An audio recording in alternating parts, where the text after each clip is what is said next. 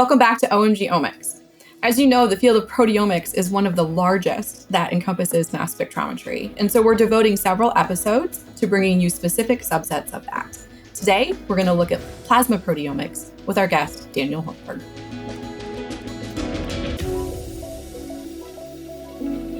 Hey, Daniel, thank you so much for being here today. So you're our fourth guest now on the OMG Omics podcast series, and I'm starting to notice an unintended trend for some of our guests here. So you have a varied career background, and right now you're experiencing that startup life. Can you tell us a little bit about your story and how you got to this current position? Yeah, thanks first of all, Kate, for having me. And I think that's like always a great opportunity to connect throughout like different companies and throughout our community to just chat about what we're excited about, which is like driving molecular research. And how did I ended up in the Silicon Valley, right? So it was a pretty exciting journey, and I really love like how all the things developed. I was studying molecular biotechnology in my master's and bachelor's in Munich, so that's where I'm originally, well, not coming from, but that's where my academic life started. And I had my first experience with a startup during that time, actually building molecular machineries and factories to degrade resilient substrates like for example, wood or like other very, very hard to degrade substrates. And that was, I think, the first time that I really got the experience of doing research, but with the focus of building products. And that I think it actually sparked my interest in that also got me moving into the industry for doing research. I then continued my PhD in Matthias Mann's lab, where I joined the proteomics efforts, dissecting the molecular mechanisms of neurodegenerative diseases, which, as we know, like it's a very protein-centric disease spectrum where proteins are aggregating and they particularly are toxic for certain types of neurons. So using proteomics to understand how that is happening and how the pathology is moving forward in order to understand how we can do something about that was super exciting. I also did a postdoc there, focusing more on the computational aspects of proteomics, which I consider to be like a very important ingredient. It's not only the biochemistry, but it's also like how do we deal with the big data that we are generating. And then I moved to Stanford, joining Mike Snyder's lab, and I didn't just want to continue to work on proteins, but add like another molecular layer. So I was driving the lipidomics in his lab, still like focusing on the mass spec work and also integrating the different omes computationally. But that really broadened my horizon and then trying to understand eventually how these different molecular classes act together to basically define what's life and how it is changing in the context of diseases. And then I joined Seer, back then very young company, very small pre-IPO startup. So we were sitting in a single room doing research, like pretty much across the domains. We had mass spec people, we had data scientists, we had analytical chemists, and we were building a technology to get a much deeper understanding of the molecular composition, the proteomics composition of complex biosamples like blood. And that was very exciting, seeing the company grow from this very small startup to something that is now a post-IPO company, right? Where we have like over 100 of people working together across all these domains. And I could grow with the company, which I'm really, really grateful for. That's awesome. I mean, you've really had such a privilege to have varied interests, opportunities, and touch points across so many different scientific areas. Do you have any advice maybe for a current PhD student or someone who knows that they want to go out and do great things? They have a mind that can contribute to the world of scientific problems. They don't know how to focus it. Yeah, I mean, this is great. I mean, first of all, join our scientific community and contribute. I think science is really extremely powerful. It is something that connects across borders. It connects across language barriers, right? It's really something, a common tool set or set of tools to solve problems on and you can apply it to so many different layers. And my recommendation is follow your curiosity, right? Follow your what do you like to do, right? What are you really excited in doing?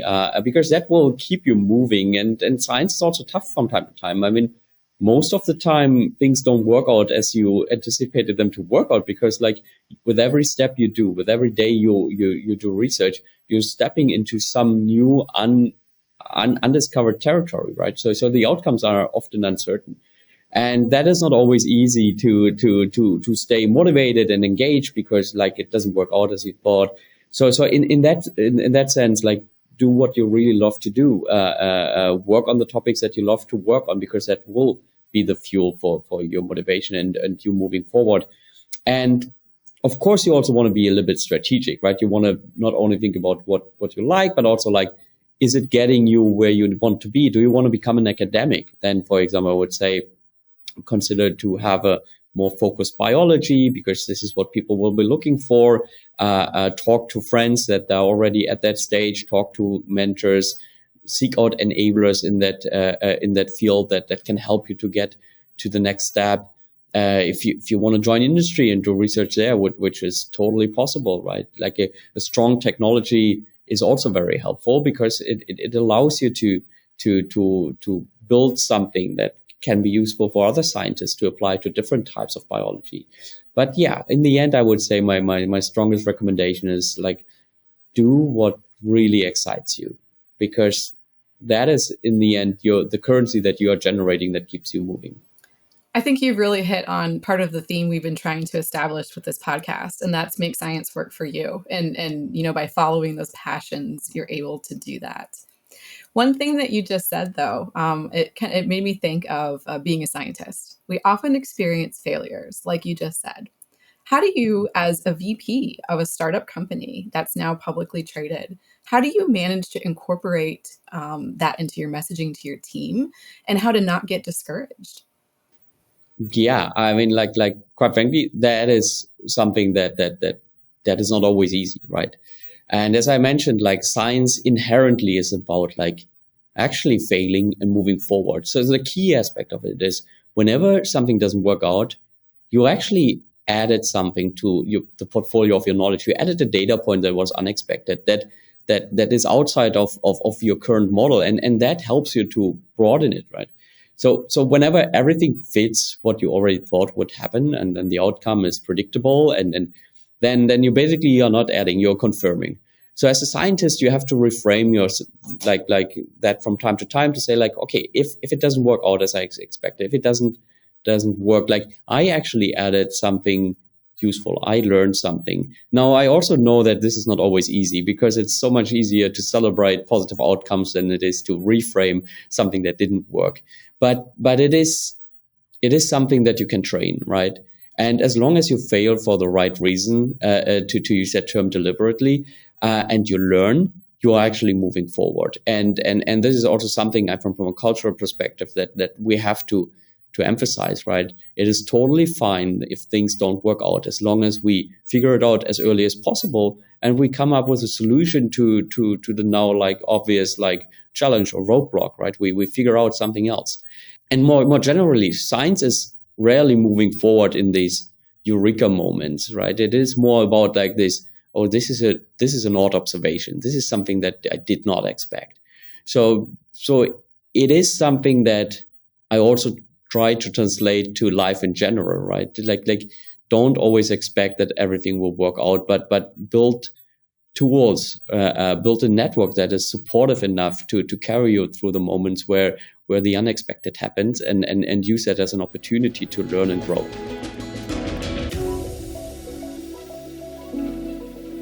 That's great.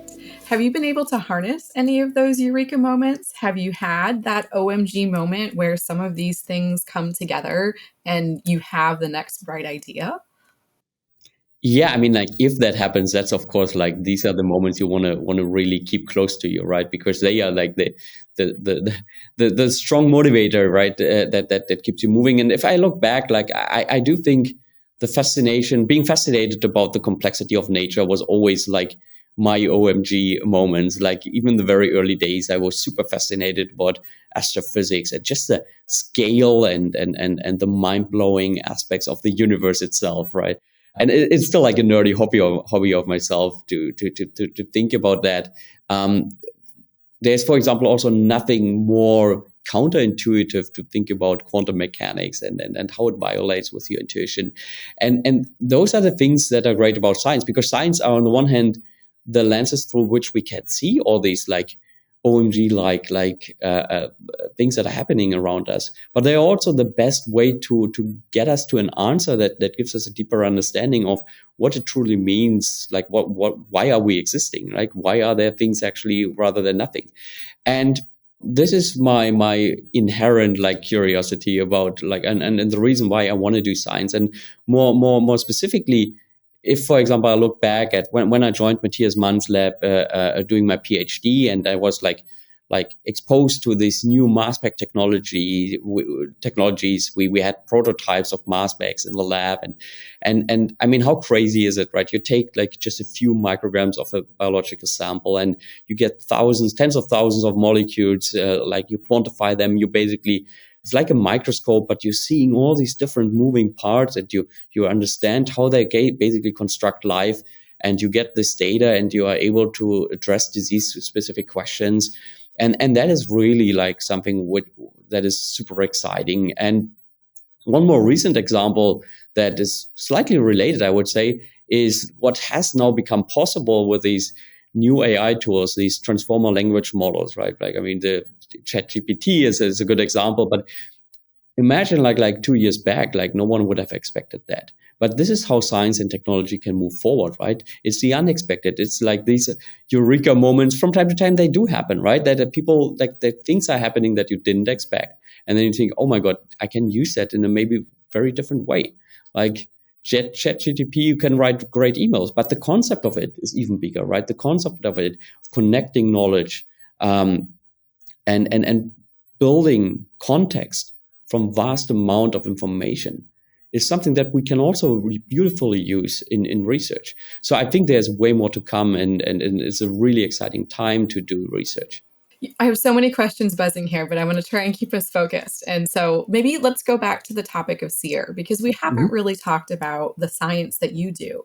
So can you tell us about the difficulties within the field of plasma proteomics and what SEER is doing that's so important and unique? Yeah, absolutely. And I mean, I would start with like asking the question, why do we like proteins, right?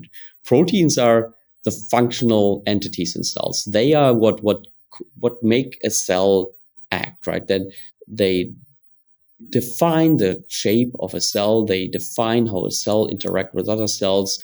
They act as signaling molecules for that reason. They are basically defining the phenotype. They are very close to the phenotype. Now, we know that the phenotypes are very complex. So that also means that the biochemistry is extremely complex of proteins. It's not only like a counting exercise, right? It's not only like a sequencing exercise as we have it in genomics, but it is something that you need to have technologies that read out the complexity of the biochemistry. And that is the reason why we love mass specs, right? Because they are extremely capable of capturing complex biochemistry of diverse sets of molecules, proteins with post-translational modifications, proteins with different biochemical properties in general. And that's why we need them.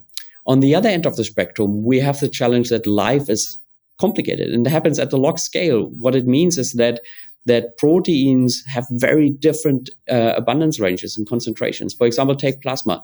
You have 22 proteins making up 99% of the mass. And you have probably more than 10,000 proteins in that biosample. Now, that means that most of the signal is not coming from the majority of the proteins. And it also means that every new protein you identify, as you dive deeper into that biosample, will be much, much harder to be identified than the previous one. That is like the unfortunate property of a super linear distribution. Now, at SEER, we built a technology to address that part.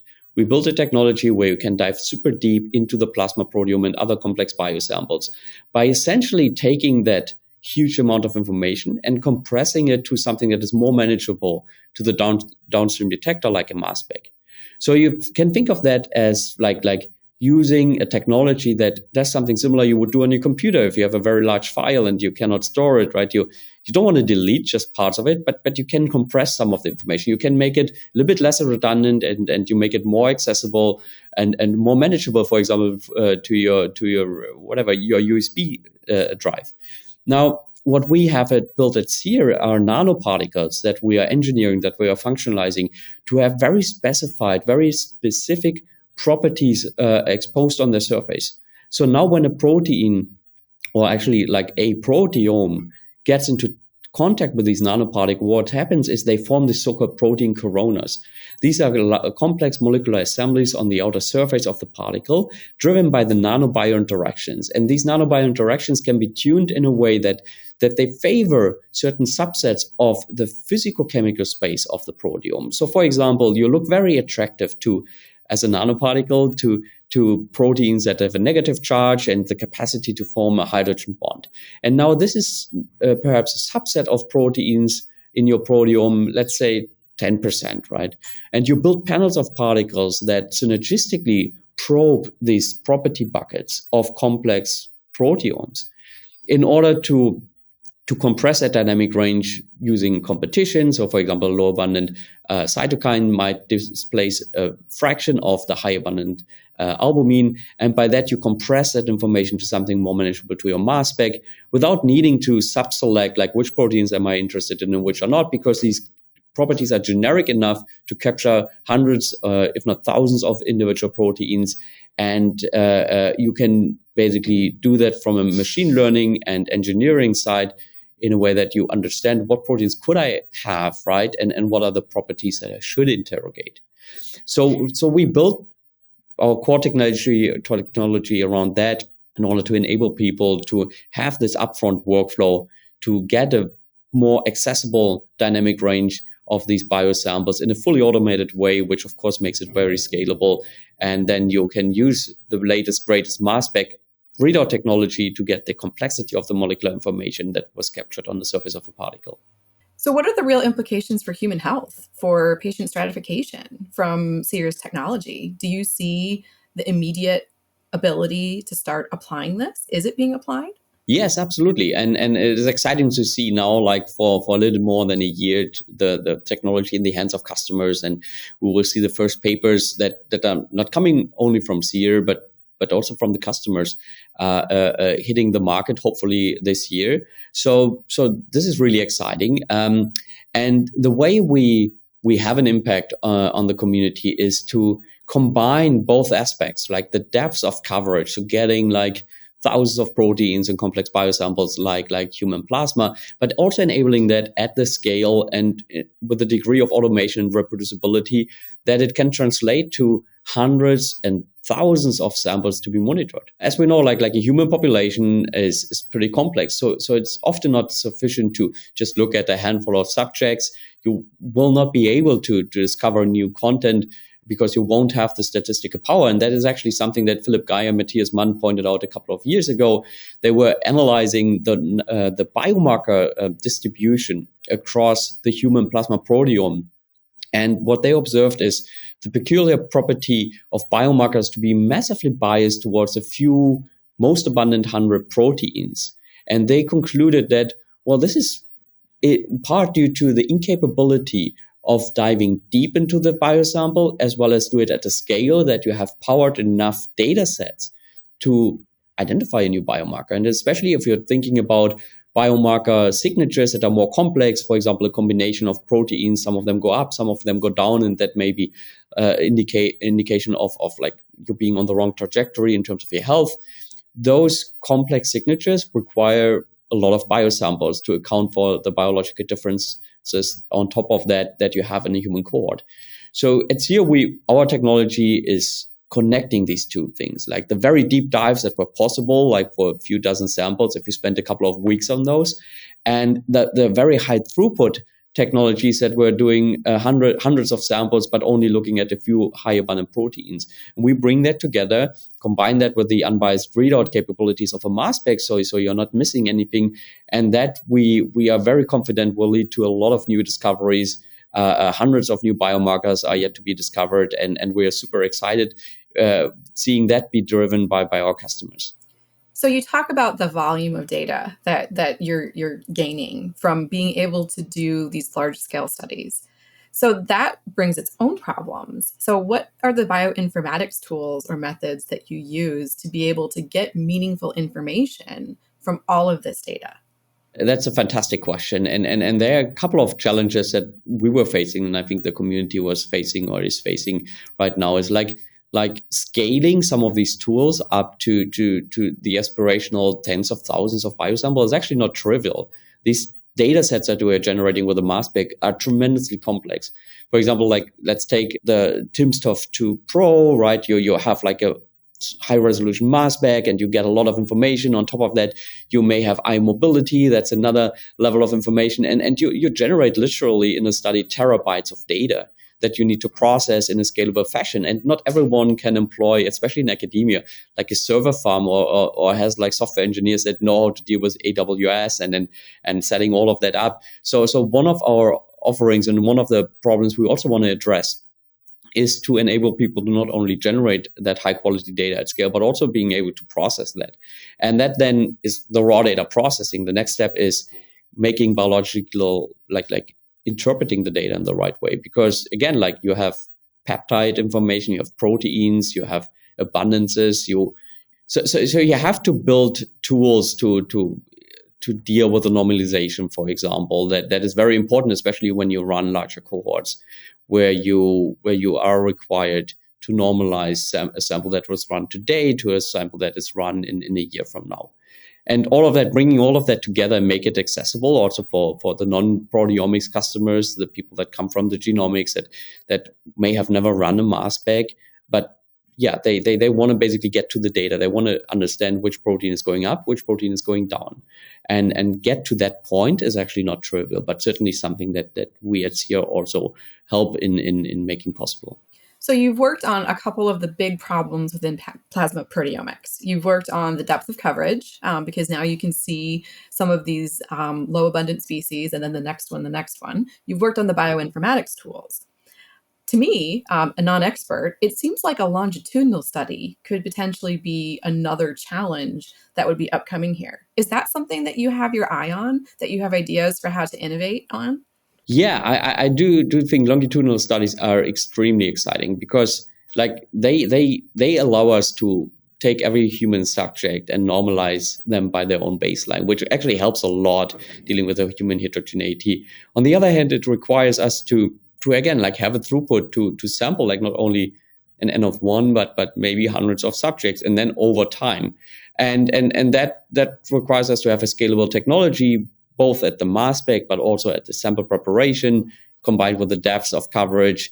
And then potentially even something like a microsampling approach where we can collect samples in a high frequency fashion. So we can, for example, like look into a small sample that was collected at home, right? People send it in. They don't have to go to a clinic because that is often like a little bit hard to do, especially if we want to have a tight time course of a few hours in between the sampling time points. This is something that matters for proteins because they are changing on that time scale, but it's really hard to do that in a large scale cohort. Like if you have to be in the clinic, right? It's not measuring the phenotype, the changes that you have at home. So I think it is a combination of multiple steps, like the at-home sampling, technologies that can dive deep into the complex matrix, which is, for example, whole blood, or which is like a plasma separated on a microsampling device, and then the mass spec that is capable of reading out that technology in conjunction with Seer's Proteograph, for example, to compress that large amount of information to something that is more manageable. And then again, it connects again to the big data that you are generating that you need to be able to process and interpret. So did I miss any of the biggest challenges that are facing the field of plasma proteomics? What else do you see here, and what else needs to be done? Yeah, I do think like we talked about a couple of the challenges, for example, like the historic challenge of combining the depths of coverage and the throughput. I think another challenge is how do we incorporate like not only proteins, but post-translational modifications? How do we add like what is unique to proteins? Because every protein is probably present at some time point, right, in a different form, in so-called proteoform. So it's a different flavor of that protein. It's actually a different molecular entity, and it has perhaps a very specific role in a particular disease. Now, that adds another complexity of biochemistry that needs to be accounted for both in the sample preparation, but also in the mass spec processing of the peptides, and then in the data interpretation, and of course the biological interpretation. So this is something that I think is on the horizon to become more and more important, and will allow us to really add biological meaning to the data that we generate. On top of that, one of the challenges that I see is like getting the community even closer together. It is like, I think in the future, we will not have the genomic community and the proteomics community and the metabolomics community, but it will be a community of people that just want to dissect the molecular composition of life, because all of these molecules are connected anyways, right? They already crosstalk a lot. And the genomics community wants to understand literally how their information translates to the phenotype. And then we have the small molecule community that basically they want to understand how their small molecule attached to proteins becoming a post-translational modification, or how those small molecules are changed as they are processed by enzymes, which are proteins. And that together is mapping out the network of information that essentially gives rise to how a cell functions. So in order to really truly understand how life works and how it's obscured in the context of a disease, we will need to bring these communities together, and the technologies and the data insights, and that will be fundamentally changing how we can understand biomedical research, or how we can progress in biomedical research and understand diseases. So what are your greatest hopes for this year for Seer? Do you have anything you can share? Anything we should stay tuned to, or when we should keep our eye on you for new innovations? Yeah, I mean, what I personally find most exciting about this year, is really like now that the product is in the hands of customer for a while now, we will see the first publications. We have seen posters, which are great, but we will start seeing publications in peer-reviewed journals. And this is super exciting, not only because we see how people use it to answer biological questions, but also just from seeing for people working at Seer, seeing what people can do with the technology. And I'm pretty sure they will also do things that we didn't anticipate, right? And that will be our eureka moment. Oh, you can use it like that. That's pretty exciting. And then, quite frankly, also getting that feedback from the community, because we want to be always in this. We want to learn. We want to get feedback. We want to understand what works well. That's great. But also we want to understand what we should improve. What is the next, right? Where can we take the technology? Where should we take it? What are the pain points currently when you want to investigate a disease? How can we help? How can we team up as a community? And this is super exciting, because it's just like working together, bringing technologies together, and then seeing what great insights we can generate. So you've gotten to the point where your technology is definitely being noticed. I saw that you've been at the JP Morgan conference a few times now, and you won an award at International HUPO last year for one of their standout scientist awards. How does it feel to be getting the attention of such large organizations and scientific bodies with what you're doing in your daily life and work? Yeah, this is quite frankly very humbling, and I feel really honored. And I know this is, in the end, there's always a big team behind that, right? This is true, I think, always, right? It's not the individual, it's a team, and the Seer team in particular was putting in so much effort over the last years to get all of that up and running, to build the product, I would say, like almost like in record time, and get something out to the community to be useful to them, and then get the feedback back to further improve and make the next innovations. And it is great to be part of that. But I never want to lose track of the importance of really the team, and also the mentors and enablers that in the end were the reason why we are where we are right now. So I really do appreciate these opportunities to speak at these events and to get recognitions. But in the end, it's a motivation to do even better. It's a motivation to make the next steps, and also just a big thanks to the entire Seer family and the team. I'm sure that they know how much you appreciate them, but it never hurts to say it one more time. So I have one last question for you. In some of the preview materials that I talked about with your team, they told me that you have some interactions with NASA and some fascinations there.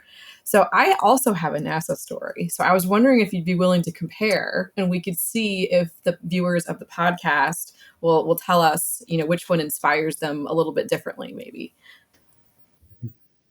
Yeah, so that was like a very, very exciting, well, opportunity for us, right? To push the boundaries, literally, in collaboration with, again, like people that you wouldn't usually interface a lot, right? So this is a huge consortia. SpaceX is part of it, NASA, and so you meet real astronauts, right? And we were teaming up to do a multi-omics profiling of like what happens to your physiology at the molecular level if you go to space, right? If you take that journey, what can we learn about that? What are the biomedically important pieces of information we have to be aware of if we send people to Mars, right? We want to know what happens to them. You don't want to be in need of a doctor up there, right? If you're halfway to Mars, it's really something we need to figure out. So we teamed up with them and we looked at the blood of these astronauts before they went up and also like after they came back. And what we were able to see is a lot of molecules are actually responding in association with that. And we're in the process right now of finishing the paper and analyzing the data, but certainly it affects our physiology. And parts of it might be kind of the stress, like basically the physical stress that you are experiencing. Maybe the microgravity has an effect here. And of course, there's so much more to do. You cannot just simply send like 1,000 people up to space. So there's a little bit of something that hypothesis generating and then validating as we move forward. But it is super exciting. And it, again, like shows the power of combining these multiple angles and basically homing in on a biological answer from multiple perspectives. And we were really proud to be part of that. That's really fantastic. I really do think your story is better because you got to do the science side of it and the implication side of it.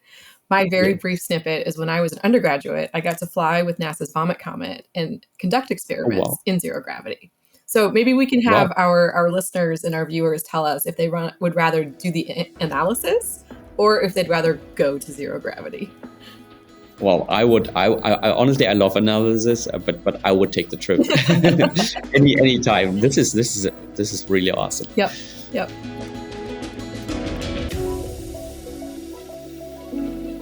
Thanks again for joining us for an OMG Omics podcast. I hope that this fourth installment has helped you see the various paths that people can take as they go through their scientific endeavors and inspired you. Hopefully you as well enjoyed our NASA stories, and you can give us a vote in the comment section on if you'd rather be the analysis scientist or the zero gravity scientist. Cheers.